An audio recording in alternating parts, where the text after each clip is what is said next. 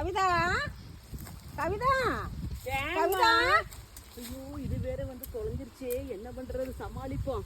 நான் கூப்பிடுற காதலி வழியா என்ன பண்ணிக்கிட்டு இருக்கிறேன்? என்னங்கம்மா புளிங்க சொன்னா என்ன உட்காந்து கால் ஆடிக்கிட்டு இருக்கிறேன். அதான் பாருங்க எப்படி புளி உழுக்குறேன்ல, அழகா உழுக்கிட்டு இருக்கேன் பாருங்க. எல்லாம் எப்படி சொட சொடன்னு கீழே உழுகும் பாருங்க. எடுத்து புளி ஊத்து சொன்னா இதே புளிங்க ஊத்துறதா? ஆமாங்க, மரத்தை புடிச்சு உழுக்க சொன்னீங்க, மரத்தை புடிச்சு அழகா உழுக்கிட்டு இருக்கேன் பாருங்க. எப்படி 7 குழந்தை வயசாகிடுச்சு, ஒரு மாடி புடிச்சுக்கிட்டு ஆடிக்கிட்டு உட்காந்துக்கிறேன். கொஞ்சம் கூட அறிவா இல்லையா? 7 கழுத வயசு ஆயிருச்சா?